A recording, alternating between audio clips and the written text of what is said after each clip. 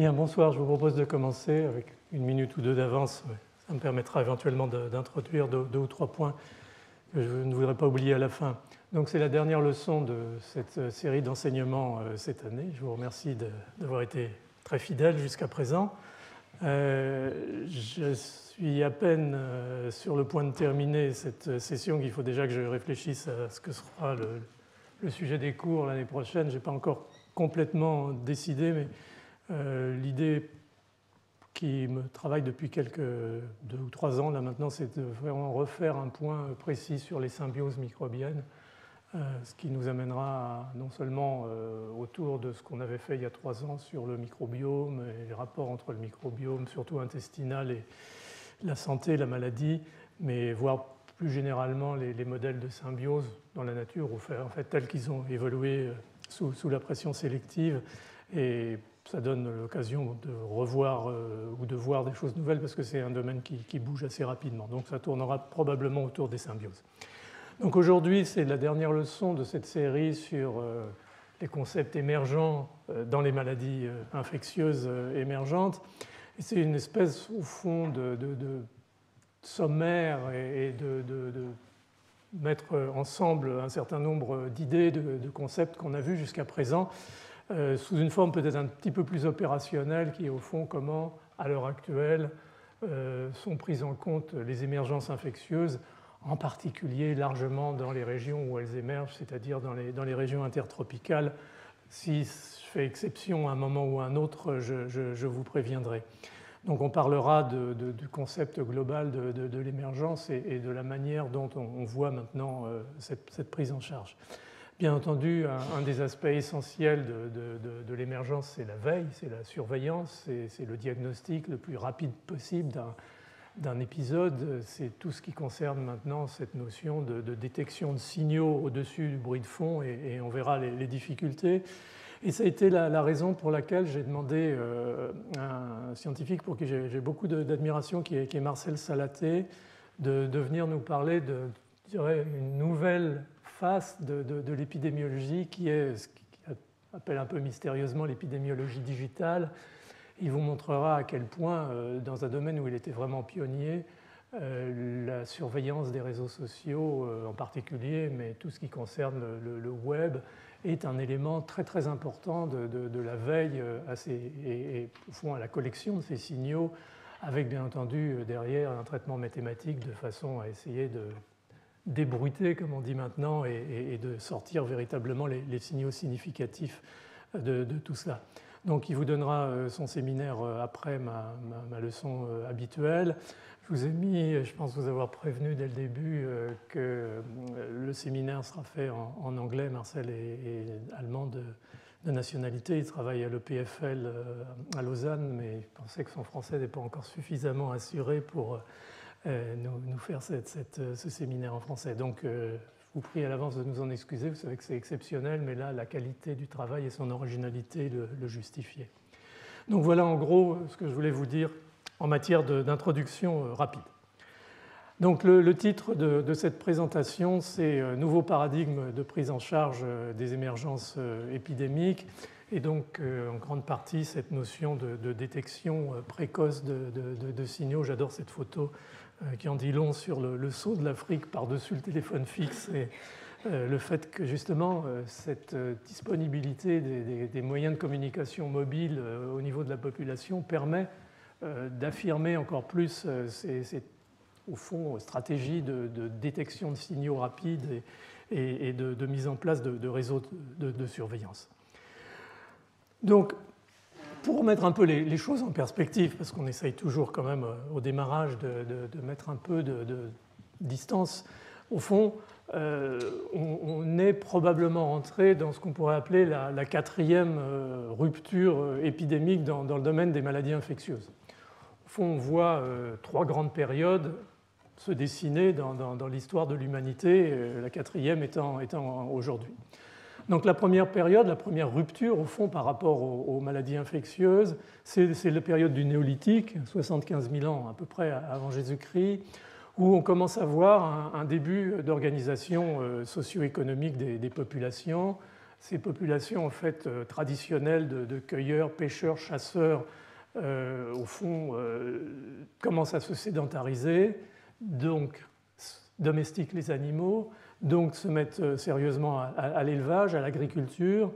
et par ailleurs, ceci crée bien entendu des regroupements humains, et toutes les conditions sont d'un seul coup réunies à cette période, probablement pour des événements de transmission, de zoonose en fait, de microbes de cet environnement animal qui se crée de façon beaucoup plus dense et à proximité, et éventuellement de transmission interhumaine. Et il est probable que datent de cette période, bien sûr très éloignée, des maladies comme la coqueluche, la tuberculose, la rougeole, qui ont sans doute toutes eu à un moment donné leur réservoir microbien au sein du monde animal. La deuxième rupture, c'est plus-moins un certain delta de temps. Je l'ai plutôt situé au 1er siècle après Jésus-Christ. C'est une période de grande urbanisation, d'échanges qui s'intensifient, en particulier la rencontre de l'Empire romain et de l'Empire chinois, et le début de ces grandes routes en fait, à travers le continent eurasiatique, qui vont amener au fond le transport à l'échelle d'un continent ou l'extension à l'échelle d'un continent de maladies qui souvent restaient relativement localisées, régionales en particulier.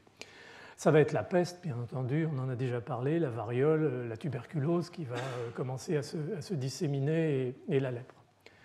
Puis la troisième rupture, qui est au fond l'étape de rupture intercontinentale. Là, on était resté sur le continent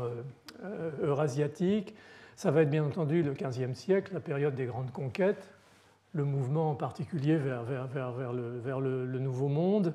et au fond l'introduction réciproque de pathologies infectieuses qui étaient présentes en Europe et qu'on va généreusement offrir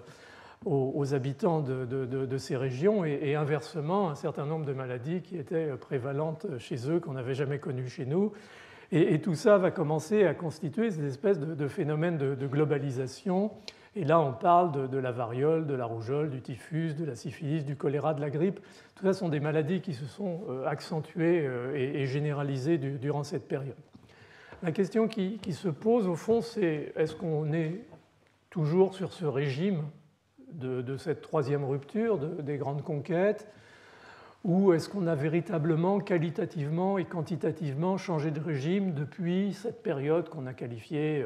depuis le début de ces leçons d'Anthropocène, c'est-à-dire de période où l'espèce humaine commence véritablement à avoir un impact extrêmement clair sur l'environnement de la planète. Moi, j'aurais assez tendance à dire oui, dans la mesure où on voit apparaître depuis le milieu du XXe siècle et au fond ces émergences successives de nouvelles maladies infectieuses, qui est un phénomène qui manifestement était beaucoup moins prévalent dans les siècles précédents, et où les conditions, encore une fois, d'environnement, les conditions de population, les voyages, tout ça représente quand même des ruptures à la fois, je dirais, sociologiques, technologiques, qui font que probablement on peut identifier maintenant cette quatrième rupture et lui coller en fait un certain nombre de timbres comme le VIH, le sida, le SRAS, on a vu MERS, les fièvres hémorragiques et bien entendu l'antibiorésistance qui est un phénomène là aussi de rupture. Donc c'était un peu une façon de remettre les choses dans l'ordre et de se dire qu'aussi les paradigmes de prise en charge des épidémies telles qu'ils s'étaient constitués à partir du milieu du XIXe siècle, en particulier quand on a commencé véritablement à rationaliser l'approche de la prévention du choléra ou éventuellement des épidémies de peste, on sent bien qu'on était à ce moment-là encore dans un peu les balbutiements de la problématique et qu'on amène maintenant, là aussi avec les nouvelles technologies, une possibilité d'approche de nouveaux paradigmes, en particulier dans la surveillance globale et dans la rapidité d'identification des événements infectieux, qui fait qu'encore une fois, il est relativement logique de considérer qu'on est rentré dans une nouvelle période. Alors, les moteurs de l'émergence, une diapositive pour résumer donc en un coup, si je puis dire, des choses qu'on a dites et redites beaucoup ces dernières leçons. J'aime bien le terme de François Roger qui appelle ces émergences des tempêtes microbiennes, parce que c'est vraiment des tempêtes à plusieurs niveaux, bien entendu, y compris dans leurs résultats sociologiques. Donc elles résultent, on l'a vu, de causes écologiques, environnementales, anthropologiques, socio-économiques, les contacts le plus fréquents entre les hommes et la faune sauvage, l'accroissement exponentiel des échanges et des voyages, tout ce qui fait qu'au fond, des événements de transmission accidentelle, par exemple, puisqu'encore une fois, la plupart des émergences, probablement près des 2/3 maintenant, voire un petit peu plus, sont zoonotiques, sont d'origine animale. Tous ces événements qui, à un moment ou un autre, peuvent se produire de passage de l'animal à l'homme, ces événements de spillover, comme on les a appelés, si ces spillover sont dans un contexte où la maladie peut se développer chez l'homme, les échanges rapides vont faire qu'un événement qui serait peut-être resté relativement localisé va avoir la possibilité de devenir planétaire. Donc, la problématique qui se pose à l'heure actuelle, et c'est toute sa complexité, c'est à la fois d'anticiper sur ces événements, soit vraiment d'anticiper, c'est-à-dire peut-on identifier, et on va y revenir, des situations dans lesquelles l'événement, par exemple de passage de barrière d'espèces, est probable et au fond tuer l'épidémie avant même qu'elle ne soit apparue, ou situation intermédiaire et maintenant de plus en plus la plus fréquente, détection très rapide d'un événement, d'un départ d'épidémie comme un départ de feu. Plus on met de petits systèmes de surveillance et d'observation, plus on va pouvoir détecter précocement ces événements et éventuellement les prendre en compte. Le problème, c'est que la prise en compte amène à avoir de nombreux paramètres et à les intégrer. Il y a des paramètres biologiques, des paramètres bien sûr écologiques, environnementaux, la régression de la biodiversité par exemple, l'anthropologie, les paramètres socio-économiques, en particulier le fait que l'insécurité alimentaire pousse des populations à s'introduire de plus en plus fréquemment, profondément dans des environnements forestiers qui vont les mettre en contact avec une faune sauvage qui est porteuse, soit asymptomatique, soit animaux malades d'un certain nombre de pathogènes qui risquent d'émerger. Et puis, il y a 15 jours, on avait fait cet essai de réflexion collectif, je dirais, sur changement climatique et émergence infectieuse. On a vu la difficulté parce que même chacun de ces paramètres en lui-même répond à une multitude de sous-paramètres qu'il est très, très, très difficile d'intégrer. Donc on est dans quelque chose qui est extrêmement complexe et où jouent bien entendu en priorité les dynamiques humaines et sociales, dans la mesure où même la mise en place d'un système de surveillance et d'une rationalisation des conditions qui vont amener ces émergences et donc par la force des choses la mise en place de systèmes de prévention. Tout ça, bien entendu, se trouve par moments presque en conflit avec les habitudes humaines. Pour empêcher, on a interdit la chasse en forêt dans les forêts équatoriales, mais quand les gens ont faim, quand ils sont dans une misère sociale, comme c'est le cas, on va le revoir rapidement en Guinée lors du démarrage de l'épidémie d'Ebola, tout ça est irrépressible au fond et on sait bien qu'on n'est pas tout à fait dans une même logique quand on est assis dans un bureau à faire des algorithmes à l'Organisation mondiale de la santé et quand on est sur le terrain avec des populations qui souffrent et qui au fond ne sont pas nécessairement prêtes à entendre cette analyse rationnelle des choses, quelle que soit sa qualité. Donc il y a d'emblée une difficulté qu'il faut véritablement prendre en considération et c'est pour ça que j'ai intitulé la diapo suivante de la théorie à la pratique, parce qu'au fond, les grandes agences internationales, et j'en ai pris deux ici, qui sont l'ONU a édicté en 2000 les objectifs du millénaire, qui étaient extrêmement ambitieux, à la fois sur le plan économique et social, et sur le plan éventuellement de la santé. Et on a bien vu que les résultats à 15 ans maintenant sont pour certains tout à fait satisfaisants, en particulier pour le commencement de la réduction de la pauvreté, mais pour d'autres sont loin d'être satisfaisants, en particulier pour ce qui concerne la couverture vaccinale dans les régions intertropicales, en particulier en Afrique subsaharienne. Donc, de la théorie à la pratique, il y a une marge de manœuvre qui s'appelle l'homme et les situations sociales qu'il ne faut sûrement pas oublier. Et parfois, à trop pousser les programmes, on arrive éventuellement à obtenir le contraire et des refus. Ce qu'on a aussi beaucoup dit au fur et à mesure de ces leçons, c'est le rôle important de cette fusion conceptuelle entre le monde de la santé humaine et le monde de la santé animale. Et l'OIE, qui est l'Office international des épizooties, c'était le nom tel qu'il avait été donné quand l'organisme a été baptisé en 1924. Maintenant, c'est plutôt l'Organisme international de la santé animale, a des programmes un peu équivalents au fond au programme humain sur la santé animale, avec la consolidation des services vétérinaires et des programmes de recherche en santé animale, en diagnostic des maladies, en développement d'approches thérapeutiques, vaccinales, se disant qu'au fond, c'est difficile de traiter, et c'est le One World, One Health dont on a parlé plusieurs fois, le monde humain si la cause des émergences étant la mauvaise santé du monde animal, on ne s'occupe pas en parallèle de la santé des animaux. Et puis ce qu'on a vu de plus en plus depuis maintenant une vingtaine d'années, c'est se développer à côté, plus ou moins en collaboration, sans faire d'humour noir, des organismes privés, comme la fondation Bill et Melinda Gates, par exemple, le Wellcome Trust, qui sont extrêmement déterminés dans leur volonté d'améliorer la santé dans les pays en voie de développement, mais on voit très très bien l'interface parfois difficile un petit peu à créer ou à établir entre des organismes officiels comme l'ONU, comme l'Organisation mondiale de la santé, comme l'OIE, et puis des organismes privés. Pour donner un chiffre, le budget annuel dédié à la santé de la fondation Bill et Melinda Gates, c'est l'équivalent du budget de l'OMS et probablement aujourd'hui supérieur.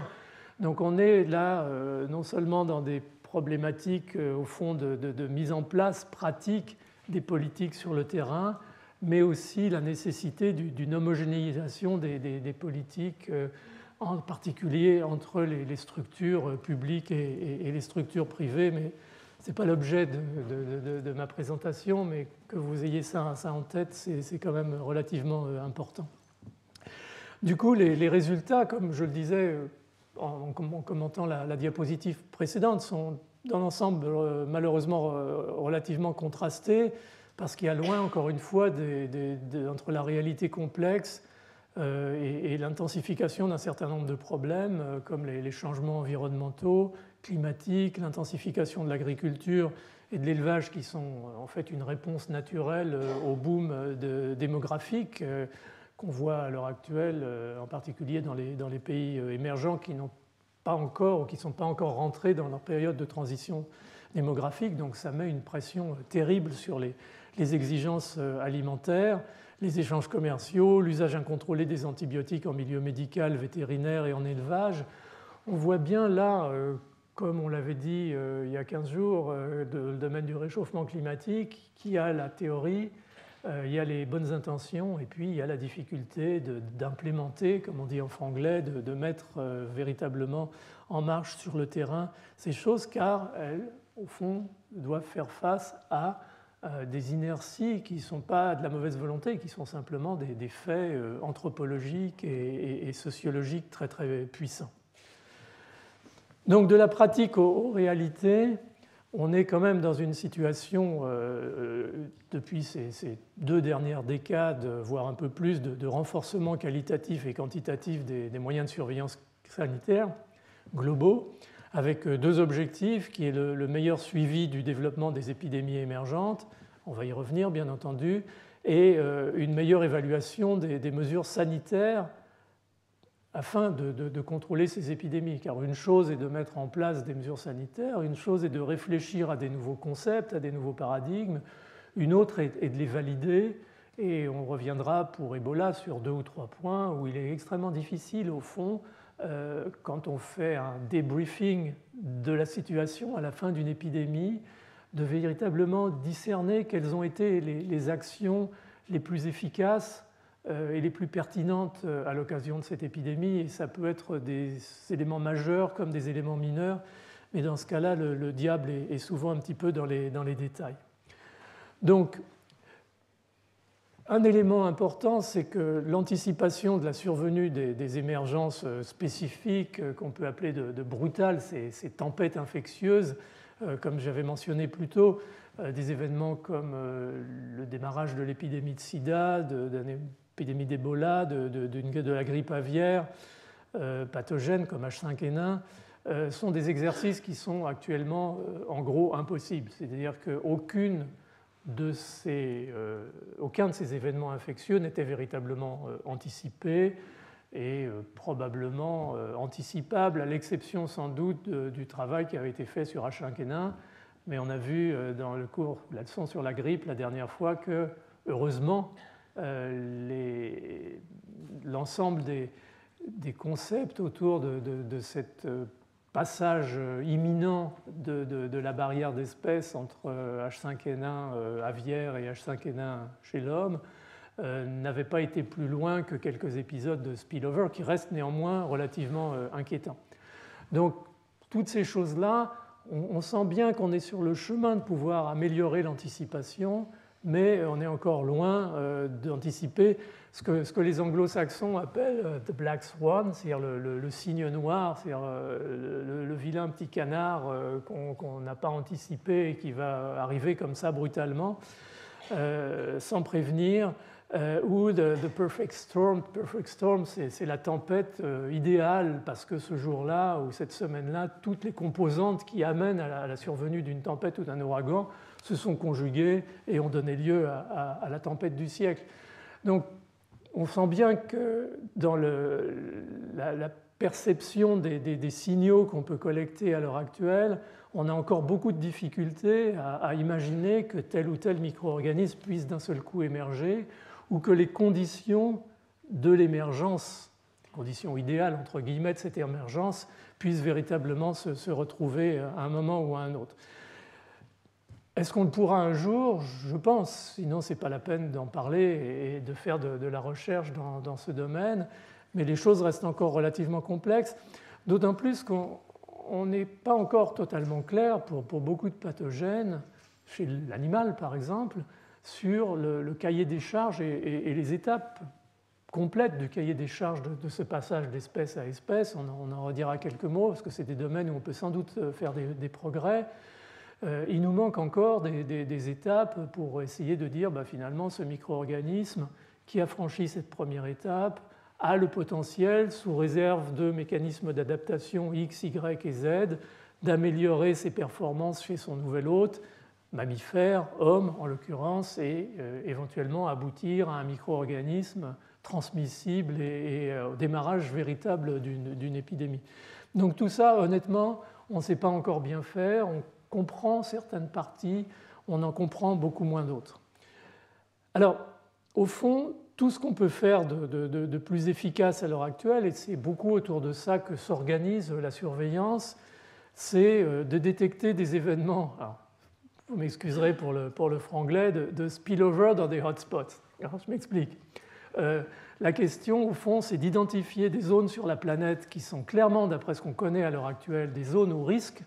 de se faire des passages de micro-organismes du monde animal en particulier vers l'espèce humaine, et d'établir un système de surveillance, au fond, ciblé sur ces zones, et d'essayer de détecter en temps réel des événements de spillover, c'est-à-dire de passage justement de microbes vers l'homme, et de voir très rapidement si ce passage se traduit par un développement ultérieur vers le passage de la barrière d'espèces et vers l'éventuel début d'une épidémie. Donc on est dans l'identification de zones au fond d'interface entre l'homme et des zones où se développent des épizooties et où la transmission peut éventuellement se faire. Alors, anticiper sur ce Black Swan ou sur ce Perfect Storm, ça nécessite effectivement de l'organisation. Et là, je n'ai pas eu le courage de retaper tous les sigles. Par moments, avec ces organismes internationaux, c'est un peu la nausée. Donc j'ai simplement pris le document directement pour vous montrer qu'encore une fois, pas nécessairement tant que ça dans le désordre, mais se sont établies pas mal d'initiatives, en particulier certaines coordonnées, pilotées par l'Organisation mondiale de la santé. J'y reviendrai rapidement, GPHIN, GORN et tout ça, parce que je vais prendre un petit peu comme exemple des choses qui se développent. La même chose à l'OIE, la même chose, bon, donc l'organisme de santé animale, la même chose à la FAO, qui est l'organisme de santé végétale. Donc on voit très très bien ce concept de surveillance globale et d'identification rapide des signaux éventuellement d'émergence se développer et se recroiser à tous les niveaux, à la fois, encore une fois, au niveau international avec les grands organismes comme l'OMS, et puis souvent, bien entendu, au niveau national dans des pays qui ont, je dirais, la puissance de feu d'établir eux-mêmes des réseaux de surveillance à la fois chez eux et éventuellement à l'extérieur, comme par exemple les États-Unis ou les pays européens. Et on va se retrouver là aussi dans ces logiques internationales, nationales, publiques, privées, qui ne sont pas toujours très, très faciles à gérer et où, pour ce qui me concerne, je pense qu'il faudrait que l'Organisation mondiale de la santé garde son leadership organisationnel. Et ça, malheureusement, ces dernières années, ça n'a pas toujours été le cas. Alors, si on veut mettre en place, et c'est un des éléments qui va faciliter cette veille à l'émergence, il faut bien entendu des outils pour le diagnostic de cette veille à l'émergence. Et ces outils vont non seulement permettre de diagnostiquer un micro-organisme déjà connu, ça on sait faire, mais on peut le faire encore mieux et plus rapidement, mais aussi un micro-organisme inconnu. Et ça, on sait moins bien faire, ou en tout cas, on savait moins bien faire jusqu'à présent. Vous vous souvenez du temps qu'il a fallu, au fond, pour identifier le virus du sida. Pour le VIH, il a fallu quand même facilement 3 bonnes années pour qu'on finisse par sortir ce virus et confirmer qu'il était bien l'agent responsable. Je dirais qu'aujourd'hui, ce sont des délais, on parle de pas si longtemps que ça, hein, ça fait un peu plus de 30 ans, ce sont des délais qui seraient absolument inacceptables dans la mesure où on voit jusqu'à quel point le virus a pu se développer de façon souterraine, si je puis dire, et se disperser sur beaucoup de zones de la planète avant même qu'on ait pu l'identifier. L'identifier voulant dire qu'on ait mis en place, grâce à ça, un diagnostic immunologique éventuellement ou moléculaire, et qu'on puisse commencer à diagnostiquer les personnes infectées, ce qui est d'autant plus dramatique quand c'est une maladie qui évolue sur un mode lent, chronique, comme c'était le cas du sida. On n'est pas en train de parler là, finalement, d'une explosion d'épidémie d'Ebola. Alors en gros, il y a 3 grands systèmes qui sont utilisés à l'heure actuelle, de manière à essayer de très rapidement balayer le paysage devant un phénomène d'émergence, une encéphalite qui émerge au Congo ou en Asie du Sud-Est. Qu'est-ce qui est en cause? Est-ce que c'est un virus? Est-ce que c'est une bactérie? Donc on a de plus en plus des tests relativement sophistiqués. Ce qu'on appelle par exemple la PCR multiplex sont des systèmes d'amplification génique avec plusieurs couples de primers qui vont chacun couvrir des grandes familles de virus. Par exemple, l'émergence dont on a parlé jusqu'à présent, elle est beaucoup centrée sur les virus et qui va permettre en fait en quelques cycles d'amplification de savoir déjà si on a quelque chose dans cet échantillon de sang ou d'urine ou autre qui peut correspondre à un virus appartenant à un phylum, à une famille connue, et ensuite, bien entendu, affiner le tir. Il y a des systèmes encore plus sophistiqués qui sont ce qu'on appelle des microarrays ou des puces, qui en fait consistent à avoir des dizaines de milliers en fait, de petits primers qui sont déposés sur la surface de ces puces. Hein, c'est des systèmes de nanotechnologie et qui permettent ensuite de pouvoir révéler par hybridation les séquences qui se sont associées à ces candidats primers à être complémentaires du brin d'ARN, par exemple, de micro-organismes qui est dans l'échantillon. Et ça, c'est un système qui est utilisé de plus en plus, car il est en plus relativement facile à transporter, une petite puce. Malgré tout, ça nécessite une technologie qui n'est pas nécessairement disponible au lit du patient et qui va quand même demander une expertise microbiologique, en tout cas en technique microbiologique et biochimique relativement avancée. Mais on a maintenant ces systèmes de puces qui permettent par exemple d'identifier historiquement la poussée de maladies avec insuffisance rénale à virus Antan aux États-Unis il y a une quinzaine d'années a été diagnostiquée grâce à un système de puces comme ça, de microarray, où ils ont identifié par la famille, par la phylogénie et la famille du virus, qu'on était dans ce type de famille, et ensuite ils ont précisé le diagnostic. Mais ça, c'est presque du préconçu, c'est-à-dire qu'on sait déjà, ou on a déjà une représentation large, mais au fond non exhaustive de la diversité. Donc ce qui s'est développé depuis maintenant une bonne quinzaine d'années, c'est une approche au fond qu'on appelle non biaisée. C'est-à-dire qu'on prend l'échantillon, imaginez un patient atteint de sida au début des années 80 ou à la fin des années 70, on n'a aucune idée de ce qu'il a.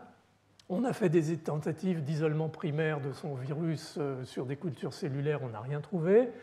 On commence déjà à penser que c'est peut-être pas infectieux, comme certains essayaient de le faire croire, même si c'était contre toutes les évidences. Et aujourd'hui, on pourrait prendre le sérum de ce patient, chez lequel la virémie serait très très très élevée, et au fond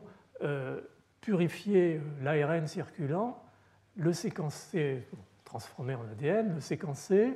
et avoir peut-être en 48 heures le diagnostic, en tout cas moléculaire, de ce virus, et bien entendu sur la base de la séquence de la famille à laquelle il appartient, et ainsi de suite.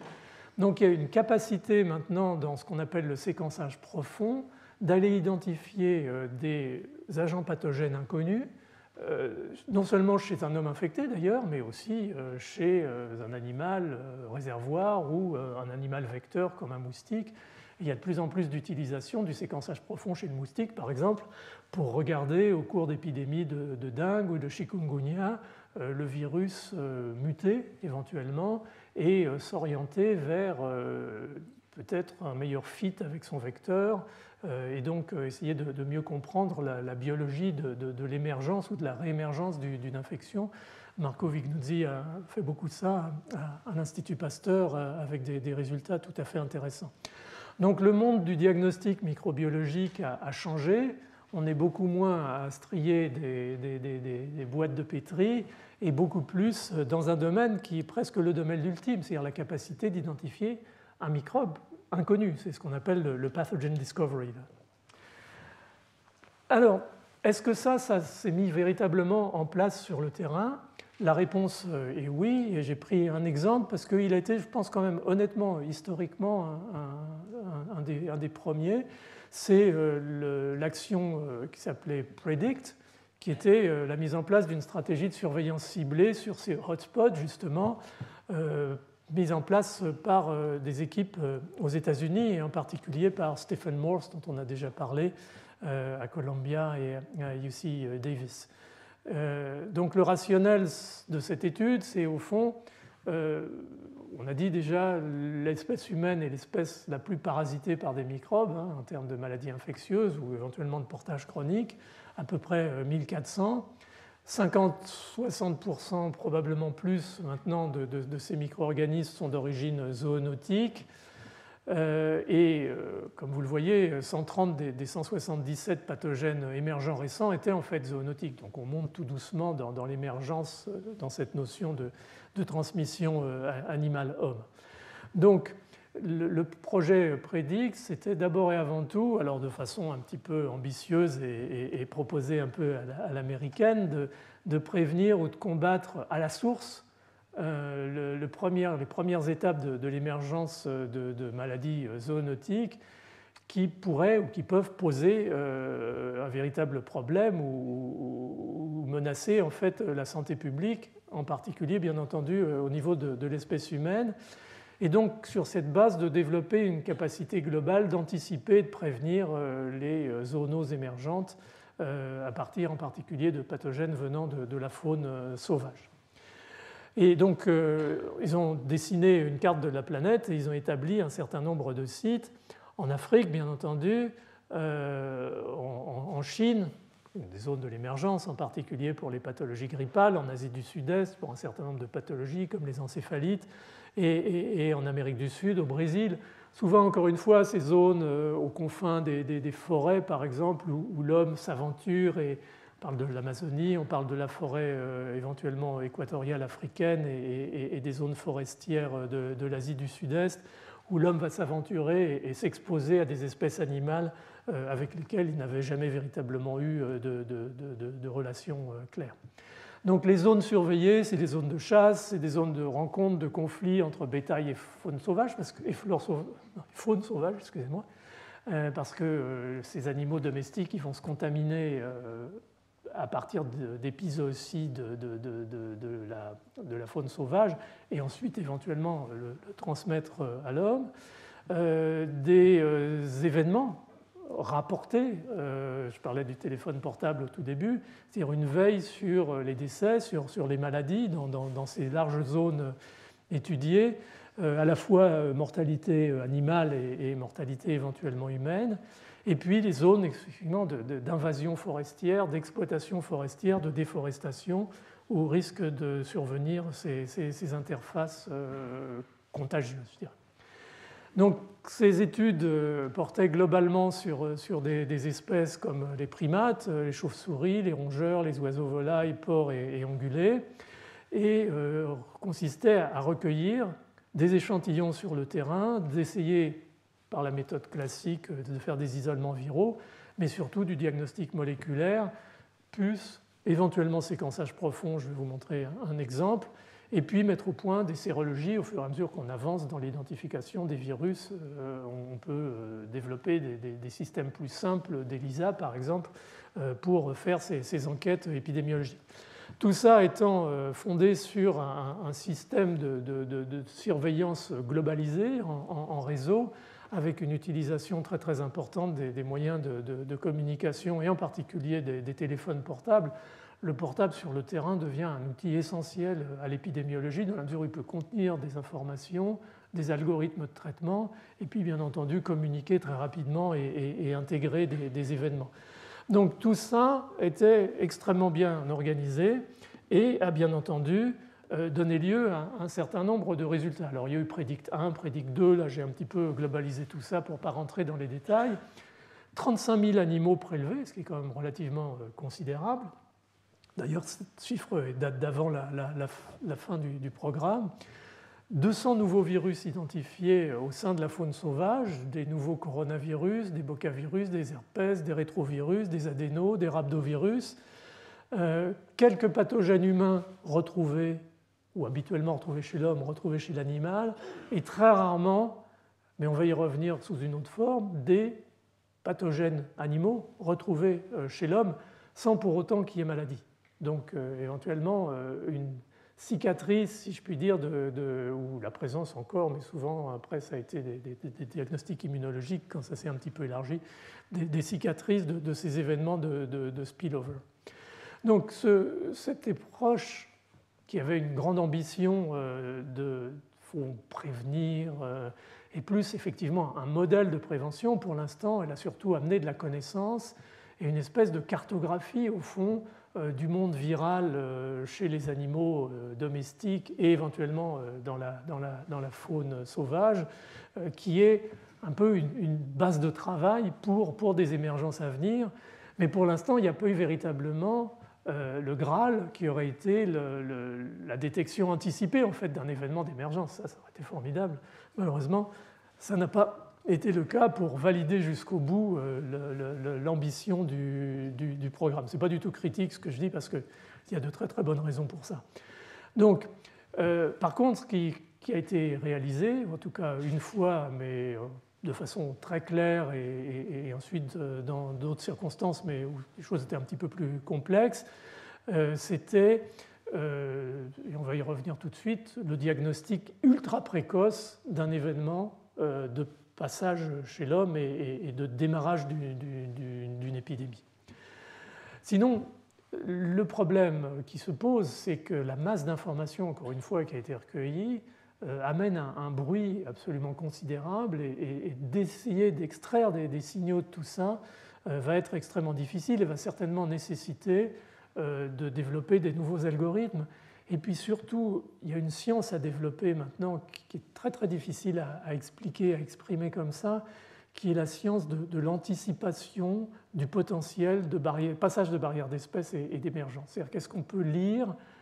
au fond dans la comparaison du génome des microbes et dans la comparaison avec le génome humain, et ça c'est probablement l'avenir, des marques dans un contexte, bien entendu, dont on a parlé, écologique, environnemental, socio-économique, des marques de la possibilité de progression dans ce que j'ai appelé le cahier des charges du passage d'espèces. Et ça, on est malheureusement encore loin du compte, mais une fois qu'on a identifié la question, on peut bien entendu s'y atteler. Les limites de ces opérations comme PREDICT, qui encore une fois sont des travaux magnifiques, qui ont impliqué beaucoup de scientifiques, à la fois locaux et aux États-Unis, et c'était assez international d'ailleurs. Le problème souvent c'est le problème de la pérennité, c'est-à-dire qu'en fait, si on fait un travail de surveillance de cette nature sur 2 ans par exemple sur un site, les chances ou les risques statistiques de voir une vraie émergence sont peu différents de zéro. Ces choses-là ne peuvent se considérer que sur le temps. Or, bien souvent, ces études très sophistiquées bénéficient d'un financement. Lorsque ce financement est terminé, on passe à autre chose. Les équipes se désagrègent et la trace qui reste, la pérennisation locale, est souvent relativement instable et ne dure pas parce que les moyens financiers ne sont plus là et les équipes ont disparu. Donc s'il n'y a pas eu véritablement une formation de chercheurs locaux, c'est ce qui se fait, et ça fait partie de l'éthique des études cliniques dans les régions, en particulier subsahariennes, mais ce n'est pas tout d'avoir des gens compétents, il faut aussi avoir des moyens à remettre par la suite, parce que sinon les gens compétents, ils partent ailleurs, dans des universités en Europe ou aux États-Unis. Donc il y a un vrai sujet là dans notre conception du développement et dans, au fond, l'éthique de ces travaux qui est important à prendre en considération. L'autre élément, et ça je l'ai déjà dit, c'est l'anticipation des paramètres de l'émergence. Qu'est-ce qu'on a dans tout ce qu'on recueille comme information là? Est-ce qu'on a de quoi dire ce pathogène va émerger ou ce pathogène ne va pas émerger? Alors, une des jolies conséquences, je dirais, de ce programme PREDICT, c'est un travail, parce que PREDICT reposait sur des zones, bien entendu, identifiées comme zones à risque, et puis en backup, si on peut dire, sur des sites scientifiques, médico-scientifiques, en Afrique subsaharienne, en Asie, en Amérique du Sud. Et puis, bien entendu, il y avait Stanford et les capacités de séquençage de nouvelles générations à haut débit. Et ça, c'est un travail qui a été fait en collaboration avec le CIRF, qui est le centre au Gabon, qui a été initialement un centre de primatologie et qui maintenant est devenu un centre essentiellement de veille à l'émergence pour l'Afrique subsaharienne. Éric Leroy en particulier, vous avez peut-être entendu son nom, et le directeur de ce centre est un virologue renommé qui a beaucoup travaillé sur Ebola. C'est lui qui a montré que la chauve-souris en particulier était le réservoir primaire d'Ebola. Donc, ce qu'ils ont vu dans une zone du Bas-Congo, en République démocratique du Congo, c'est l'émergence brutale d'un cluster de fièvre hémorragique dont tout le monde pensait bien entendu que c'était une reprise de fièvre jaune ou Ebola ou Lassa ou Marburg. Et puis tous les tests diagnostiques étaient négatifs. Et en même temps, puisque ça rentrait dans ce pipeline entre guillemets du projet PREDICT, les échantillons de ces... Alors, il y a eu 4 patients, 2 sont décédés, autant que je me souvienne, un a survécu et un s'est avéré pas être patient, en fait il était porteur asymptomatique du virus. Il y a eu toute la gamme possible. Et à partir du patient qui a survécu, ils ont pu prendre des échantillons sanguins en particulier, faire du séquençage de nouvelle génération, c'est-à-dire une approche non biaisée, et ils sont tombés sur la séquence d'un rhabdovirus, c'est-à-dire un virus de la famille du virus de la rage,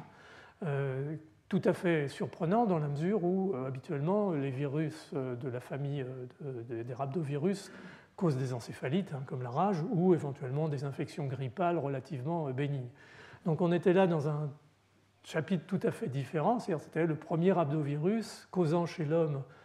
une fièvre hémorragique. Il y avait quelques références, il y a un rhabdovirus du poisson qui donne une fièvre hémorragique du poisson, donc ce n'était pas nécessairement une immense surprise, mais néanmoins. Et donc, au fond, c'est un des hits, je dirais, de ce programme Prédix, c'est d'avoir été capable, dans quasiment les jours qui ont suivi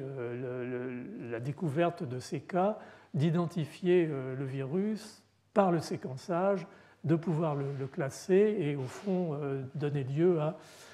entre autres, un très joli papier dans PLOS Pathogens. Donc un rhabdovirus, quelque chose de totalement inattendu, et au fond l'illustration de la puissance de ces outils, mais là encore a posteriori, c'est-à-dire l'épidémie, ou en tout cas le cluster, comme on dit, pour employer un autre terme anglo-saxon, s'était déjà constitué. Alors, l'idéal, la situation idéale, ce serait de pouvoir, au fond, mettre ensemble les deux, c'est-à-dire cette veille de très haute résolution et puis en même temps la pérennisation de l'action. Et ça, pour l'instant, c'est relativement difficile, même si ça se met progressivement en place, en particulier par le développement dans les régions d'endémie de sites experts pour le diagnostic microbiologique et maîtrisant toutes ces techniques moléculaires.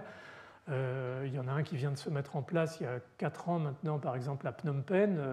au Cambodge, avec une collaboration entre l'Institut Pasteur, l'INSERM, le CNRS, le Wellcome Trust anglais, qui est en fait une plateforme pour l'Asie du Sud-Est du diagnostic des viroses émergentes et en particulier des encéphalites, puisque ce pays, enfin, ces régions sont sous un régime d'émergence d'encéphalite assez régulière au Vietnam, au Cambodge, sans qu'on sache toujours très bien initialement la cause. Donc il y a cette nécessité probablement de globaliser le système, mais une fois de plus, bien entendu, ça a un coût. Alors la partie pérenne, je l'ai prise quand même en modèle parce qu'on a en particulier à l'Institut Pasteur un précurseur dans tout ça qui s'appelle Antoine Getsin, qui est un médecin virologue, qui, depuis des années, au Cameroun en particulier, mais disons en Afrique subsaharienne en général, s'intéresse à cette interface entre animaux ou faune sauvage et hommes, et veille en fait de façon très régulière, grâce à son réseau de sentinelles, je dirais, sur place, sur des événements, encore une fois, de spillover, c'est-à-dire de passage éventuellement ou d'initiation du passage de la barrière d'espèces. Et ça, il le regarde dans les zones d'interface avec les grands singes, il le regarde dans les zones d'interface avec les rongeurs, et puis éventuellement dans des interfaces relativement larges, au fond, avec par exemple les chauves-souris, avec des diagnostics virologiques chez les animaux, bien entendu, qui sont proches de l'homme, et chez l'homme, ce n'est pas nouveau, c'est ce qu'on vient d'expliquer. Et donc il s'est intéressé, il a fait un pari, Antoine, c'est qu'un jour ou l'autre, compte tenu de leur nature, ce qu'on appelle les spumavirus, ou foamiviruses en anglais, qui sont en fait des rétrovirus, allaient émerger, ou risquaient d'émerger chez l'homme, parce qu'au fond, c'est des virus qui ne sont pas très loin du virus du sida et qu'il n'y a pas de raison qu'ils n'arrivent pas à un moment ou à un autre à s'adapter. Et donc cette notion presque intuitive, je dirais, introduite dans l'espèce d'anticipation d'une éventuelle émergence. Donc il cherche ces foamivirus, enfin ces spumavirus, dans cette interface. Il a développé bien entendu tous les outils moléculaires, cellulaires, de manière à les identifier. Et il a réussi, et ça c'est pas à jour, mais je pense que le principe, bien entendu, n'a pas changé, à identifier chez des chasseurs en forêt, dans cette zone forestière du sud Cameroun en fait, une série je ne dis pas de patients parce que ces personnes sont en bonne santé, mais qui sont positives pour ces spumavirus, le diagnostic se faisant en général par une méthode moléculaire, par PCR sur un gène du virus, et par ELISA ou sur une protéine. Ces rétrovirus ont une protéine GAG, Paul et Onf, c'est sur la protéine GAG. Et donc il a réussi à prouver que chez 13 individus, ce spillover s'était développé, et tous ces individus, à un moment ou un autre dans leur anamnèse, dans leur histoire, s'étaient battus avec un singe, et donc avaient été mordus par un singe au cours de ces combats homériques qu'il peut y avoir entre l'homme et le singe. Donc ces événements de spillover s'étaient passés à cette occasion-là, et ils ont réussi à localiser la carte là, du Cameroun, ces différents événements. Donc ça, c'est vraiment un autre exemple au fond, et qui développe de plus en plus. Ils publient très très régulièrement. Ils ont montré des passages du virus HTLV1, du rétrovirus HTLV1 en Afrique, et d'autres HTLV3 et 4, et ainsi de suite, donc plusieurs rétrovirus. Donc c'est une espèce de veille à la rétrovirologie animale, éventuellement en passage potentiel chez l'homme, qui, un jour ou l'autre, on le pense, va donner lieu à une possible modification par adaptation de ces virus et possible développement d'un véritable saut de barrière d'espèce complet. Ces individus-là, jusqu'à présent, n'ont jamais été véritablement malades. Donc à voir, à suivre, mais encore une fois, c'est dans le temps que ces choses peuvent se décliner, et malheureusement, souvent, ces études n'ont pas véritablement le temps. Alors, très rapidement, parce que je l'ai déjà mentionné, mais c'est un problème qui, au fond, se pose de façon aiguë maintenant, puisqu'on a les outils de cette surveillance, à la fois, je dirais, les outils de l'informatique, de la logistique sur place. On sait où faire les prélèvements, on sait comment faire les prélèvements, on sait former les gens pour assurer tout ce travail et le recueil des données. On a des outils diagnostiques extrêmement performants maintenant. Au fond, c'est la science qui n'est plus ou qui n'est pas à la hauteur des outils qui ont été développés, dans la mesure où, encore une fois, n'étant pas toujours dans la situation où l'événement va se passer, même si on va essayer de le détecter d'une manière ou d'une autre très précocement, on n'a pas véritablement l'outil ou les outils nécessaires pour anticiper, c'est-à-dire de dire, voilà, dans cette population de singes, dans cette région, ou dans cette population de bœufs, de bovins très proches de l'homme, telle population virale est en train de se développer sous forme d'une épizootie, c'est-à-dire il y a des animaux malades, ou éventuellement des animaux qui sont porteurs sains, mais à relativement haut niveau. Qu'est-ce qui est écrit dans les génomes de ces pathogènes, et qu'est-ce qu'on connaît de l'homme qui pourrait nous faire penser qu'il va y avoir un fit entre les deux, et que s'il y a véritablement passage, spillover, la maladie va pouvoir se développer. Et ça, on ne connaît pas encore véritablement les bases de tout ça. On sait qu'il y a des problèmes de récepteurs, hein, on en a parlé pour la grippe, on en a parlé pour le VIH, on en a parlé pour les coronavirus, mais bien souvent le récepteur ou le ligand, par exemple l'hémagglutinine du virus grippal, va se fixer à un récepteur aviaire ou un récepteur porcin ou un récepteur humain, et ça va dicter les événements précoces, mais ça ne suffit pas à assurer le développement ultérieur de la maladie. On a vu qu'il y avait des mutations nécessaires aussi dans la polymérase, dans H5N1 par exemple. Dans le sida, on sait très bien qu'il faudrait des modifications successives à différentes étapes du cycle dans les cellules pour arriver finalement, par exemple quand on essaye de modéliser chez la souris, à faire que le virus VIH puisse se développer et donner un cycle complet chez la souris, de manière à pouvoir avoir un vrai modèle animal simple au laboratoire, ce qui serait utile pour le développement de vaccins par exemple. Donc on est dans une situation extrêmement difficile parce qu'on ne connaît pas nécessairement l'ensemble de la biologie des systèmes sur lesquels on travaille. Donc nécessaire mais pas toujours suffisant pour ce qui concerne les récepteurs. Et puis il y a des problématiques comme la proximité d'espèces. On pense intuitivement qu'un virus de singe va se transmettre, en particulier de primates tels les chimpanzés ou les gorilles qui sont plus proches de l'espèce humaine, vont se transmettre plus facilement et donner plus facilement lieu à des maladies. D'ailleurs, des maladies plus graves, on a vu que le sida était beaucoup plus sévère quand il passait chez l'homme que quand il était à titre de portage chronique chez des singes mangabés ou pour les VIH2 et chimpanzés pour le VIH1. Donc on a l'impression que bon, ce sera plus facile, même s'il y a peu de contacts, il suffit d'un événement. Inversement, des virus qui sont très adaptés à des hôtes très différents de l'espèce humaine. On a vu pour les coronas, le SRAS, le MERS et autres. On pense bien intuitivement que le passage d'espèces va être plus compliqué, mais que par contre les contacts répétés, extrêmement étroits et quotidiens éventuellement, on a vu avec les chameaux, vont pouvoir éventuellement faciliter ce passage d'espèces et cette adaptation qui va éventuellement donner lieu à une épidémie. Donc il y a toute une lecture à l'heure actuelle des phylogénies, des coévolutions hôtes, microbes qui nécessitent d'être véritablement analysées pour pouvoir véritablement anticiper, y compris jusqu'à un stade qui est essentiel si on veut, entre guillemets, avoir une épidémie, c'est l'espace de la transmissibilité de ces micro-organismes. Il ne suffit pas que ça infecte un homme, quitte même éventuellement à le tuer, il faut aussi que cet homme malade transmette à un autre homme. Et cette biologie de la transmissibilité, croyez-le ou non, elle est extrêmement mal connue à l'heure actuelle, car c'est extrêmement difficile de faire des modèles expérimentaux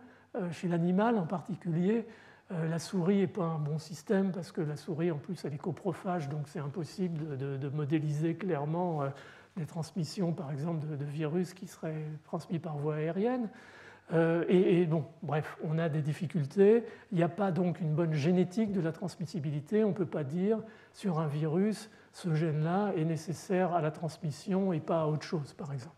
Donc il y a encore un vrai travail fondamental, et pour les jeunes, pour les étudiants ici, cette génétique de la transmissibilité, c'est vraiment un des grands challenges actuels. Alors, donc face à cette complexité et à cette dynamique, il est évident qu'il a fallu mettre en place des stratégies d'intervention, et ces stratégies d'intervention vont reposer d'abord et avant tout, au-delà de ce qu'on a vu sur ces systèmes qui ne sont pas totalement pérennes, dont on a parlé, à quelque chose de pérenne et de vraiment structuré et organisé. Et ça, seuls les grands organismes internationaux comme l'OMS peuvent le faire. Donc l'OMS a mis en place depuis plus d'une vingtaine d'années maintenant, et ça monte en puissance avec l'amélioration des systèmes d'échange et en particulier l'explosion du web, d'un réseau mondial en fait, d'alerte et d'action en cas de survenue d'épidémie. C'est ce qui s'appelle GORN, avec ce petit logo là-haut, qui en fait relie plusieurs réseaux de surveillance nationaux et internationaux à l'échelle de la planète. Certains sont spécifiques de certaines maladies, avec une espèce de composante de référence sur ces microbes. On a déjà parlé, hein, le VIH, le SARS et autres. Et puis d'autres sont vraiment centrés sur l'identification de l'accidentel, de quelque chose. On a vu les rhabdovirus au Congo et ce genre de situation totalement inattendue. Donc il faut être prêt à faire face au familier et à quelque chose qui est totalement nouveau. Et avec ça, il a fallu véritablement moderniser les règlements sanitaires internationaux qui étaient un petit peu archaïques et poussiéreux, en particulier avec la nécessité écrite de soutien aux équipes locales et au fait que les moyens mis à disposition se développent le plus rapidement possible au niveau des populations touchées par ces épidémies. Donc un soutien à la préparation nationale aux épidémies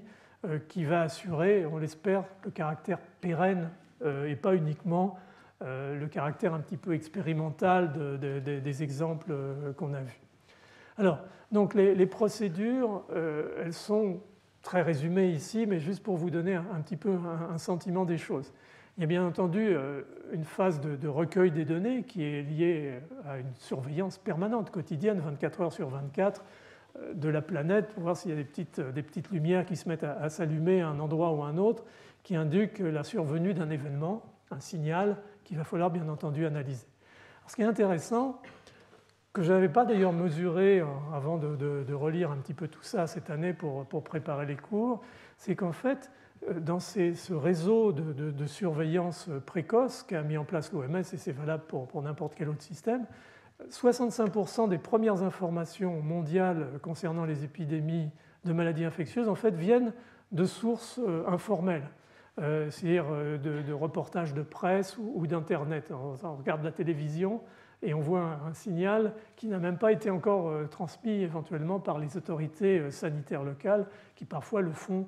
avec du retard et avec hésitation, parce que ce n'est pas toujours bon pour un pays, pour son tourisme ou pour tel ou tel élément économique d'aller annoncer qu'il y a une épidémie de dengue ou une épidémie de grippe ou je ne sais quoi, ou de choléra. Donc il y a ce Global Public Health Intelligence Network, le GPHIN, je vous ai mentionné tout à l'heure, qui intègre vraiment tous ces éléments, qui les analyse en continu et qui en fait puise ces informations dans les sites web, dans les nouvelles radios et télédiffusées, dans les journaux locaux ou nationaux qui ont un site en ligne,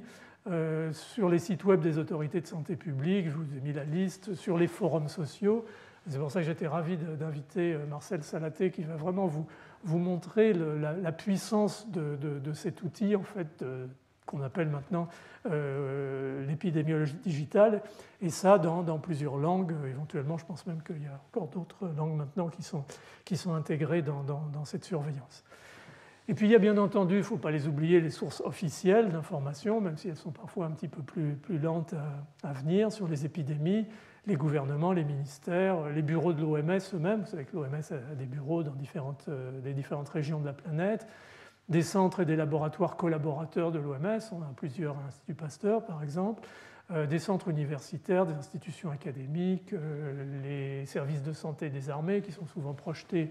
à l'extérieur, le réseau international des instituts Pasteur. Toutes ces sources-là, au fond, remontent dans des systèmes de veille internationaux, en partie ou largement gérés par l'Organisation mondiale de la santé, même si elles font souvent leur propre usage, bien entendu, de ces informations pour leur propre population.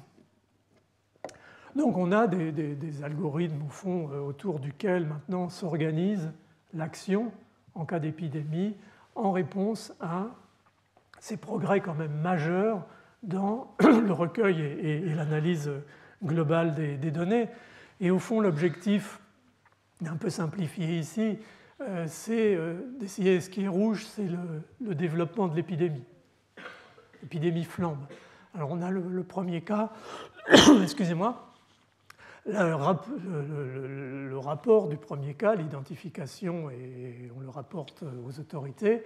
Mais pendant ce temps-là, les choses s'aggravent et l'épidémie flambe, et ça va prendre finalement du temps, et parfois l'épidémie a déjà commencé à régresser quand on commence véritablement à mettre efficacement les choses en place.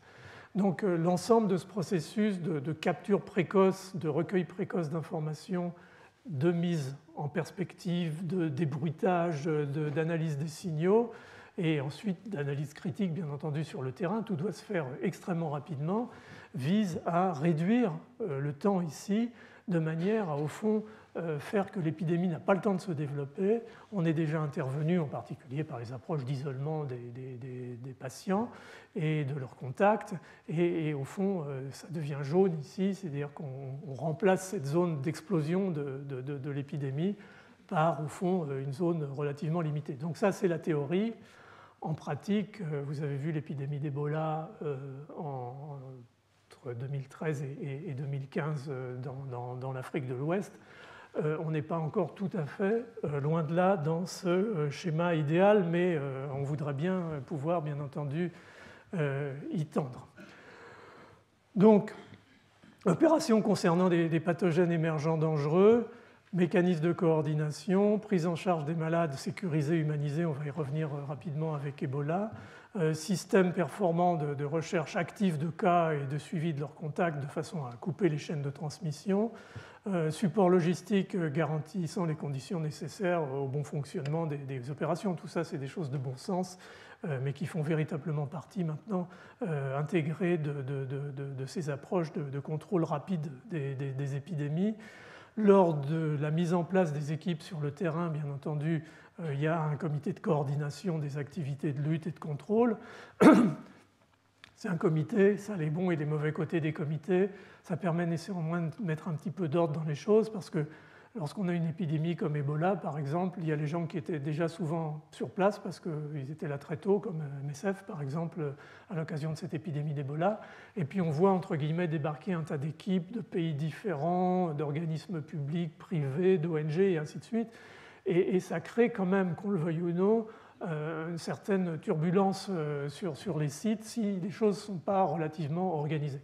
Donc il y a de plus en plus cette pression, souvent sous l'égide de l'Organisation mondiale de la santé, mettre en place ce comité qui va être un petit peu le comité politique, qui va répartir les tâches et traiter justement l'intégration de ces différentes équipes qui sont parfois là avec des moyens différents, avec des approches différentes. Ce n'est pas toujours simple sur le terrain. Et puis dès que les choses sont en place, la mise en place d'un autre comité, qui est le Comité international de coordination technique et scientifique de lutte contre l'épidémie, qui est vraiment l'organe exécutif de cette prise en charge de l'épidémie en question, quelle qu'elle soit, qui assure la coordination, la veille à l'application des stratégies adoptées, qu'il n'y ait pas trop d'originalité et d'incohérence dans les approches, la mise en place des programmes de mobilisation sociale, ça c'est essentiel, on ne peut pas traiter une épidémie sans l'adhésion sociale des populations victimes de cette épidémie. Ça veut dire aussi, on le fait de plus en plus, l'intervention de sociologues, d'anthropologues, de gens qui s'asseyent au milieu des populations, qui les regardent vivre, qui comprennent leur mode de vie, qui comprennent éventuellement les causes cachées jusqu'à présent de la contamination, de la transmission. Tout ça, c'est de l'information en fait, qui rentre et qui vient valider les signaux initiaux sur un élément qui est très important et qui se développe de plus en plus, là aussi basé sur les mathématiques, la probabilistique, qui est l'analyse des étapes extrêmement précoces de la dynamique des épidémies. C'est-à-dire, peut-on, au bout de quelques cas, définir si cette maladie va véritablement flamber ou si au contraire elle va rester relativement contrôlée. Et ça, c'est un élément essentiel dans les attitudes qui vont amener à prendre d'une façon ou d'une autre l'épidémie et éventuellement à insister sur l'urgence d'un développement vaccinal, par exemple. Donc il y a énormément d'éléments qui vont se décider là en quelques jours, en quelques heures parfois, sur les stratégies à développer. Et ça montre qu'on est en permanence sous un régime de tension, parce qu'il y a le drame qui éventuellement se développe et la nécessité d'agir de façon cohérente, sachant qu'en fait l'objectif principal, c'est bien entendu de rompre cette chaîne de contamination, de transmission et d'arrêter l'épidémie, d'essayer au fond de tuer l'épidémie dans l'œuf, comme je l'ai dit plusieurs fois. Alors, un exemple, j'en avais parlé rapidement lors du premier cours sur les côtés, disons, écologiques et sociologiques de la transmission de l'épidémie d'Ebola qui s'est terminée là il y a quelques mois maintenant, après quand même une trentaine de milliers de cas et probablement entre 10 et 15 000 décès dans une épidémie qui a démarré en Guinée et puis qui s'est étendue rapidement à ses deux voisins, en Sierra Leone et au Libéria. Quelque chose qu'on n'avait jamais vu jusqu'à présent, Ebola, en termes d'ampleur de l'infection, y compris avec un développement urbain, ce qui n'avait jamais été le cas jusqu'à présent dans les petits épisodes, vous voyez, qui sortent à peine du bruit de fond, même si on en avait beaucoup parlé à l'époque, et au fond beaucoup parlé, mais peut-être pas fait assez pour anticiper l'événement dramatique. C'est un peu the perfect storm, là, ce qui s'est passé en Guinée. parce qu'on a retrouvé d'un seul coup plein de paramètres qui se sont associés pour aider au fond le virus à se propager massivement au sein des populations. Il y a eu la première étape de saut d'espèces, bien entendu, ça c'est obligatoire, hein, et donc une contamination par un singe, je crois que c'était un enfant, le premier cas index. Et puis la deuxième phase qui habituellement ne se voyait pas jusqu'à présent, ou très peu, parce que les choses s'étaient situées dans des espaces très contraints, dans des petits villages au fond de la forêt africaine, donc il n'y avait pas véritablement de communication. Là, on était sur des zones ouvertes, éventuellement rapidement sur des zones urbaines, donc une possibilité de dissémination massive, et l'ensemble étant favorisé par l'extrême pauvreté, par la précarité des systèmes de santé, l'insuffisance qualitative, quantitative des personnels médicaux, le refus éventuellement de l'aide médicale, les aspects culturels qui se sont intégrés là-dedans. Donc tout s'est retrouvé relié pour malheureusement se terminer dans cette catastrophe épouvantable. Alors, qu'est-ce qu'on fait dans ce cas-là quand on arrive sur le terrain, quand on est MSF ou qu'on en est déjà des organismes internationaux qui commencent à prendre en compte? La première chose, c'est de mettre en place des structures d'isolement, c'est-à-dire des lits plus ou moins médicalisés dans des centres d'accueil et de soins dédiés, dans des conditions de sécurité pour le personnel soignant, de façon à isoler les cas cliniques et prévenir bien entendu la dissémination de la maladie. Alors il y a deux modèles. Il y a les gros centres qui prennent en charge le traitement et l'isolement, ce qu'on a appelé les Ebola Treatment Units, les unités de traitement d'Ebola, ou les Ebola Holding Centers, qui sont des centres finalement d'isolement, même s'il y avait aussi une approche thérapeutique. Alors ces systèmes, ils ont la faveur des autorités, parce que c'est un hôpital, des dirigeants éventuellement internationaux peuvent investir et puis voir vraiment une structure qui ressemble à quelque chose, mais ils sont malheureusement assez rapidement submergés et éventuellement ils se retrouvent, quand l'épidémie s'étend, à distance de là où sont les foyers épidémiques. Donc il y a une deuxième approche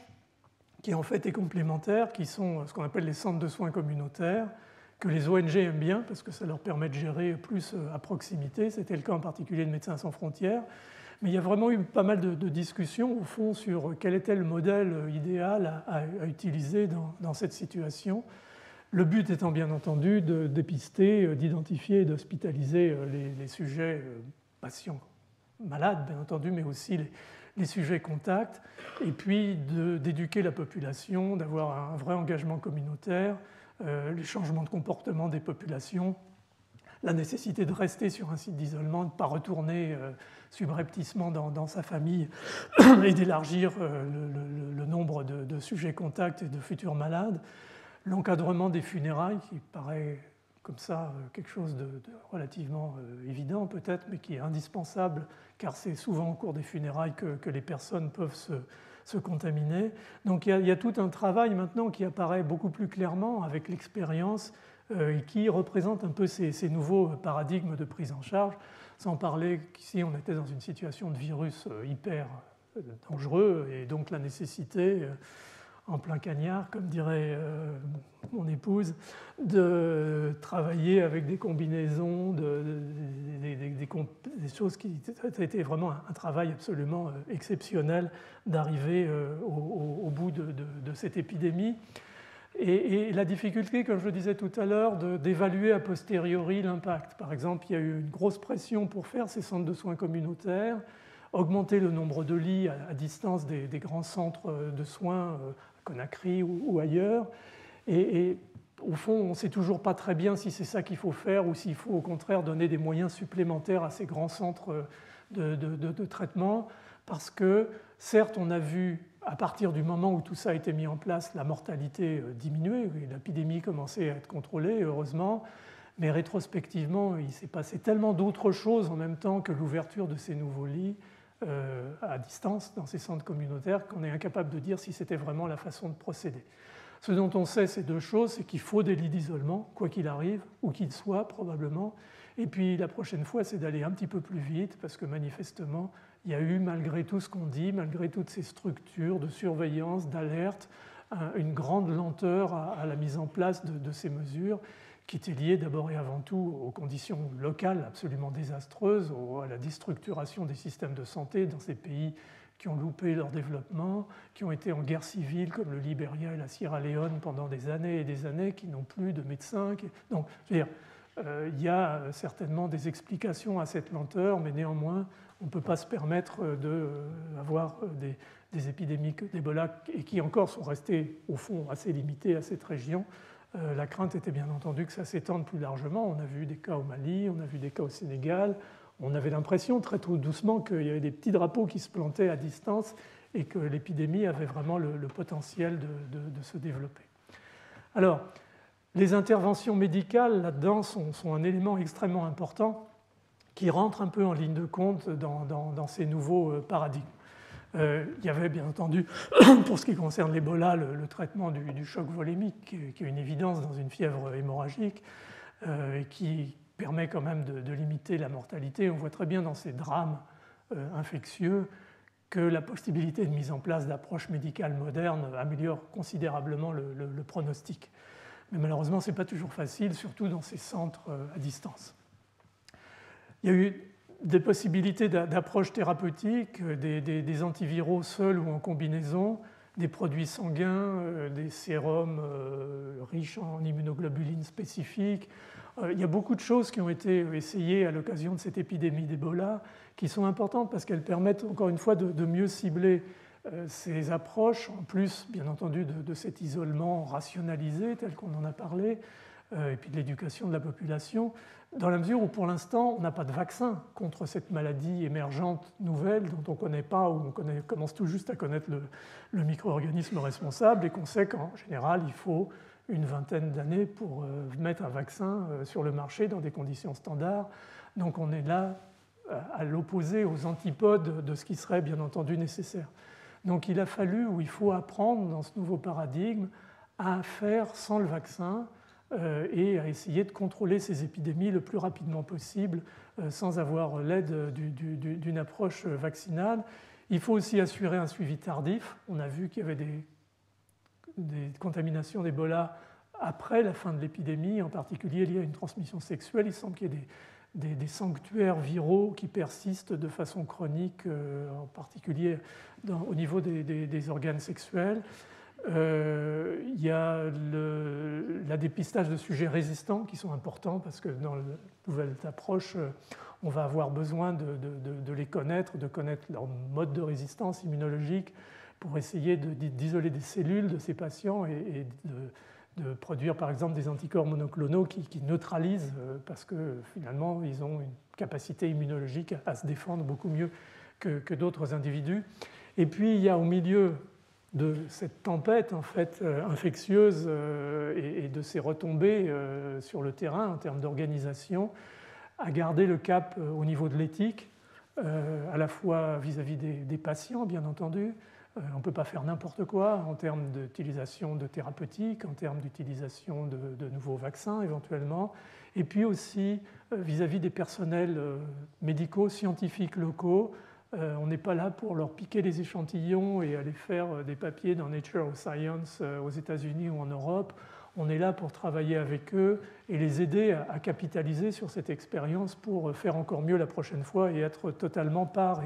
et responsable. Ça s'appelle l'équité scientifique et c'est quelque chose qui n'était pas aussi net que ça, croyez-le bien, jusqu'à présent et qui commence progressivement à s'incruster dans les approches, même si ce n'est pas toujours évident pour certains. Alors, un exemple de l'introduction des antiviraux, par exemple, à l'occasion d'une épidémie comme l'épidémie d'Ebola, et celui-ci, c'est cette étude, vous voyez le nombre des auteurs, c'est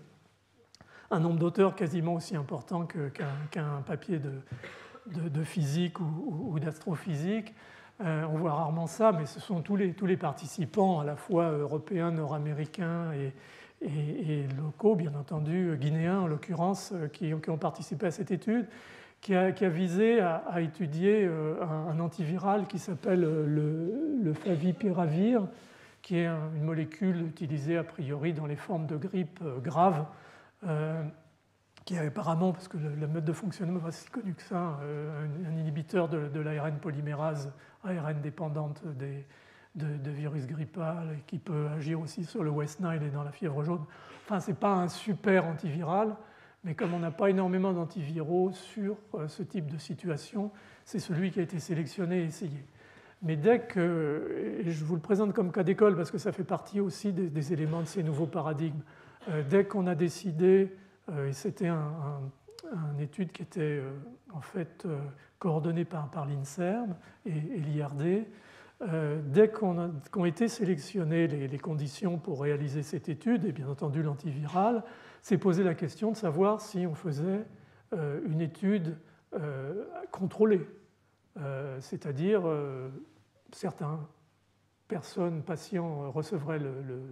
l'antiviral et d'autres patients ne recevraient pas l'antiviral. Et s'est posé bien entendu la question, qu'est-ce qu'on fait au cours de cette étude multicentrique dans un village ou dans une famille où la moitié de la famille va avoir le traitement et l'autre moitié de la famille ne va pas avoir le traitement. Et dans une situation aussi dramatique, la conclusion des personnels impliqués dans l'évaluation éthique, à la fois locaux et à distance, ont considéré qu'on ne pouvait pas faire ça. Et donc on a sacrifié la signification de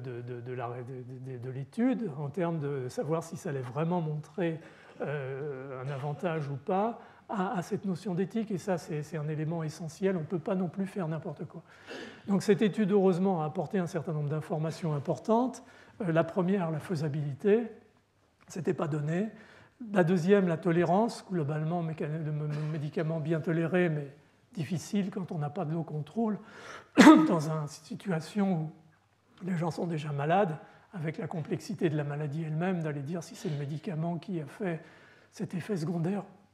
ou non est très difficile. Et puis, grâce à... Excusez-moi, il faut que je boive un peu d'eau parce que sinon je ne vais pas finir.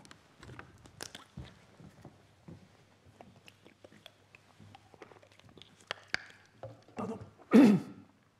Et puis donc cette possibilité de démontrer que sous traitement, la charge virale diminuait, c'est fait par un index de PCR en temps réel, où au fond on regarde le nombre de cycles, et moins il y a besoin de cycles pour faire apparaître la trace moléculaire du virus, plus en fait le médicament était efficace, c'est-à-dire qu'il y a moins de virus ou plus, ou ainsi de suite. Donc on est dans une situation où on peut assez facilement, au chevet du malade, aller évaluer la charge virale de façon semi-quantitative, et tout ça a été fait. Donc on se trouve dans une situation où peu à peu on fait émerger ce paradigme du fait que malgré certaines difficultés, bien sûr la vaccination serait en théorie la solution évidente lorsqu'un vaccin efficace est disponible, et ça reste l'intervention la plus rentable, y compris en coût-bénéfice par rapport à tout ce qu'il faut mettre en place et au suivi, parce que des gens, on les vaccine et on n'a pas besoin de revenir, sauf si éventuellement il faut faire un rappel. Alors qu'une personne malade, il faut l'hospitaliser, il faut du personnel à son chevet. Vous voyez la différence d'échelle entre un vaccin efficace distribué à l'ensemble de la population et la mise en place des infrastructures pour une épidémie. Et donc cette récente épidémie d'infection par le virus Ebola en Afrique de l'Ouest, elle a vraiment reposé la notion de la stratégie de prise en charge d'une épidémie, en particulier grave, d'une tempête infectieuse dramatique, en l'absence d'un vaccin, et elle a montré qu'on pouvait, au fond, finir par contrôler cette épidémie, avec beaucoup de difficultés, certes, et avec des approches relativement innovantes, comme le diagnostic précoce au chevet du malade, des approches de mise en place de lits et de lits en grand nombre d'isolement, éventuellement le début de l'introduction de thérapeutiques qui diminuent la masse virale, même si ça n'améliore pas nécessairement cliniquement de façon significative le patient, ça va diminuer les risques de contamination si on peut distribuer le médicament hors des structures hospitalières au niveau des personnes qui sont donc non encore contaminées. Par exemple, donner le médicament de façon préemptive à l'entourage d'un patient qui a été diagnostiqué, de manière à ce que si ces personnes ont été contaminées, la charge virale reste relativement basse et qui ne contaminent pas leur environnement jusqu'à ce qu'éventuellement ils démarrent les symptômes, auquel cas il va falloir les isoler. Donc, vous voyez, il y a toute une approche qui est extrêmement complexe et qui nécessite vraiment beaucoup de professionnalisme et de mise en place des structures qui commencent à émerger à l'heure actuelle dans la prise en charge de ces épidémies. Alors, je vois que le temps passe et que ça prêtera peut-être un certain nombre de discussions. Donc, je crois que je vais sauter quelques diapositives que j'avais mises après, mais je vais essayer de vous les résumer parce que celle-là pourrait faire très bien finalement la conclusion. Il y avait deux choses que je voulais mentionner par rapport au vaccin en particulier. Le vaccin, bien entendu, c'est un peu un réflexe. On se dit c'est maladie émergente, brutale comme ça. Au fond, il faut un vaccin. On voit bien que c'est facile à dire, mais que ce n'est pas facile à faire. Et il ne faudrait pas non plus qu'on mette tous les œufs dans le même panier, dans le panier vaccin, dans la mesure où vous avez vu toutes les opportunités qu'il y a maintenant pour prendre en charge des maladies émergentes sans nécessairement avoir à compter sur ce vaccin qui, par définition, en tout cas dans le cas présent, n'existe pas. Donc ça, c'est un premier élément. Le deuxième élément qui se pose, et je voulais vous en parler, c'est celui du risque vaccinal d'un produit qui n'a pas suffisamment pu être testé sur le plan des études cliniques, dans la mesure où il y avait de l'urgence. Et ce qu'on a vu très récemment se développer, très récemment, c'est depuis en fait 2010, c'est l'apparition à la suite de la vaccination en urgence contre la grippe A/H1N1 d'épisodes de catalepsie, c'est-à-dire de perte de tonus, de perte de veille, c'est-à-dire d'endormissement diurne, et de catalepsie qui survenaient surtout chez les jeunes enfants et chez les adolescents. Et le bruit est largement au-dessus du bruit de fond de la catalepsie dans la population générale qui est de l'ordre de 1 sur 2000. Et là, on passait, en particulier dans les pays du Nord où il y a eu beaucoup de vaccinations, à 6 fois ce bruit de fond, ce qu'on appelle les odds ratio, ou 4 fois chez les adultes jeunes autour de 30 ans. Donc manifestement, il s'est passé là un événement. Il n'est pas totalement clair si ça n'est pas lié éventuellement à l'infection elle-même, parce qu'il y a eu beaucoup d'infections asymptomatiques, et il a été montré récemment en Chine que l'infection H1N1 pouvait donner lieu à ces épisodes, pas ces épisodes, à ces narcolepsies. Donc, par un processus qui semble expérimentalement être lié au fait que le virus H1N1 peut se développer dans l'hypothalamus au niveau de ces neurones qui produisent l'orexine, qui s'appelle aussi l'hypocrétine, qui est une hormone, qui est l'hormone de la veille et en particulier. Donc, cette destruction des neurones, en fait, empêche la production de ce neuromédiateur et entraîne la narcolepsie. L'autre possibilité qui semble se dégager à l'heure actuelle, c'est qu'il y ait un effet de mimétisme moléculaire, et en particulier, il y a eu un papier en 2015 dans Science Translational Medicine qui montre que la nucléoprotéine, vous savez, on en a parlé de la nucléoprotéine la dernière fois, du virus H1N1, a une petite séquence de 7 acides aminés qui est très homologue à la séquence N-terminale du récepteur de cette hypocrétine, de cette orexine.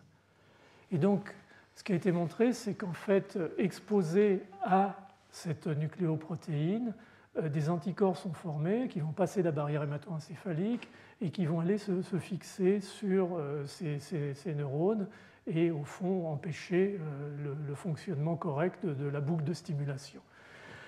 Ça veut dire quoi? Ça veut dire que d'abord c'est un effet secondaire s'il se confirme que ce n'est pas l'infection passée inaperçue mais vraiment le vaccin, que ce n'est pas acceptable au fond, même si ça reste un événement relativement rare. Cet événement relativement rare, on peut imaginer qu'il soit acceptable dans une situation Ebola, par exemple, pour sauter sur l'exemple précédent, parce que l'épidémie flambe tellement et le taux de mortalité est de l'ordre de 20, 30, 40% des sujets infectés. Donc on peut, je dirais, passer sur un événement de 4 pour 1000 ou de 4 fois la survenue de bruit de fond de cette maladie dans la population générale. Par contre, dans une population du Nord en bonne santé, qui n'est pas affectée au fond tant que ça par la pandémie, puisqu'il s'est avéré assez rapidement, comme on l'a discuté l'autre fois, que cette pandémie n'était pas si grave qu'on ne l'anticipait, est-ce que là, la balance ne part pas dans l'autre sens, et est-ce qu'on peut se payer le luxe du risque de ce type de situation dans ces cas de vaccination massive? Et ça pose véritablement la question de ces vaccins qui risquent d'être la situation prévalente maintenant, si on veut se prémunir très rapidement contre l'extension de ces émergences, d'avoir à faire en quelques mois et à mettre sur le marché et à vacciner largement des populations avec un vaccin qui n'est peut-être pas passé par toutes les étapes de la pharmacovigilance et de l'étude clinique qui auraient été nécessaires par la force des choses. Ce n'est pas une critique, c'est juste simplement une réalité qu'il va falloir que collectivement on regarde en face de manière à savoir si on prend le risque ou si on ne prend alors pas le risque. Et ça me fait revenir un peu à ce que je disais tout à l'heure, c'est-à-dire qu'il est absolument essentiel de pouvoir très rapidement modéliser la dynamique de démarrage d'une épidémie et son aggravation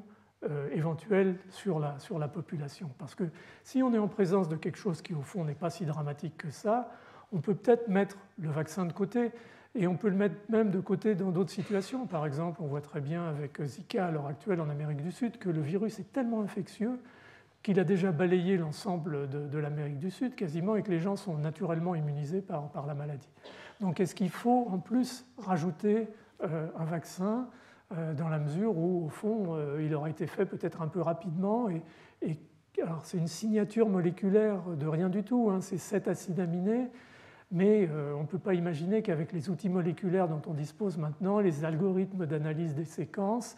la possibilité de faire rapidement des anticorps monoclonaux et voir s'il y a de l'immunité croisée, il y a vraiment un saut quantique à faire dans la pharmacovigilance qui est absolument essentiel si on ne veut pas continuer à alimenter cette sensation un peu de doute et de défiance vis-à-vis des vaccins. Et cette situation H1N1, je trouve, est assez caractéristique parce qu'elle regroupe absolument tous les paramètres de l'évaluation, finalement, risque-bénéfice dans l'utilisation d'un vaccin. Donc ça, c'était quelque chose dont je voulais vous parler honnêtement parce que je crois qu'il faut qu'on y réfléchisse collectivement. L'autre point, et je terminerai là-dessus, c'est que heureusement, il y a des ouvertures, en particulier dans la qualité des vaccins qu'on peut proposer. Et c'est pour ça que je parlais d'identifier rapidement au cours de ces épidémies des patients ou des individus plutôt résistants, parce qu'ils ne sont pas devenus patients éventuellement, où ils ont été malades mais ils ont guéri très très rapidement, spontanément. Ces individus ont probablement un système immunitaire et une capacité, pour une raison inconnue, probablement de nature génétique, de fabriquer des anticorps en particulier ou des cellules T extrêmement efficaces pour prendre en charge et détruire ce virus. Et donc il faut absolument aller explorer leur système immunologique pour comprendre ce qui se passe. Et il y a donc maintenant, et ça a été développé par deux scientifiques, en fait, un en Suisse, qui est Antonio Lanzavecchia, qui est un spécialiste des cellules B, et Michel Nussenzweig aux États-Unis, qui ont mis en place un système où ils peuvent collecter les cellules immunitaires, en particulier les lymphocytes B, qui sont producteurs d'anticorps de ces sujets, de les immortaliser, de les cloner, c'est-à-dire de les avoir une par une, chaque cellule, lignée de cellules différentes ou clone de cellules différentes dans un puits différent, lui faire produire des anticorps et montrer que cet anticorps est neutralisant. Et grâce à ça, sont en train de sortir, avec une rapidité assez étonnante, un anticorps monoclonal qui reconnaît l'ensemble des hémagglutinines de la grippe et qui est séroneutralisant, quel que soit le sérotype, un anticorps monoclonal dirigé contre un agrégat de 3 protéines dans le cytomégalovirus. Donc cet épitope qui est reconnu et en fait formé par ces 3 protéines, ça vous ne l'inventez pas quand vous isolez des protéines et vous immunisez un animal avec. Donc c'est en fait la mémoire immunitaire de l'individu qui vous dit quel est au fond l'antigène grâce à cet anticorps particulièrement efficace qui va le reconnaître. Et à partir de là, on peut développer de la sérothérapie, en fait, qui pourrait être une approche dans ce type de maladie émergente. Et bien sûr, développer des vaccins avec probablement plus de sécurité, car on est sur un système moléculaire extrêmement simple. On n'est pas sur un virus complexe, virus grippal, où peuvent se cacher dans ces multiples protéines un épitope dont on ne veut pas. Là, on peut cibler beaucoup mieux, je dirais, la pharmacovigilance sur la base à la fois du mimétisme en séquence, mais aussi ce qui se fait de plus en plus du mimétisme en structure, parce que vous pouvez avoir des structures qui sont reconnues mais qui n'ont pas la même séquence, simplement elles s'organisent de la même façon tridimensionnelle. Donc il y a vraiment, on est dans une période de transition là, c'est pour ça que je plais sans être trop pompeux les nouveaux paradigmes. Et je pense, j'espère que l'intégration de tous ces éléments-là, y compris des aspects négatifs qu'on a pu identifier, vont vraiment représenter le principe, le paradigme, le modèle de prise en charge des maladies émergentes, ajustées bien entendu aux conditions locales, parce que, comme on l'a dit plusieurs fois, cette fois-ci, les fois précédentes, c'est au fond un peu l'homme qui a son destin entre ses mains, et en particulier ses comportements qui sont à la base de toutes ces émergences et des dégâts qu'elles peuvent faire. Donc voilà, je vais terminer ici. Comme d'habitude, j'ai été un petit peu plus long que prévu, mais bon, j'avais l'excuse que le sujet était quand même relativement important. Si vous avez des questions sur ce sujet ou sur d'autres, soit les questions sont brûlantes, et j'essaye de répondre tout de suite, même si ça va être physiquement difficile, soit on attend le séminaire de Marcel, Salaté, puis on essaye de faire une petite table ronde à la fin, si ça vous convient. Voilà, je vous remercie.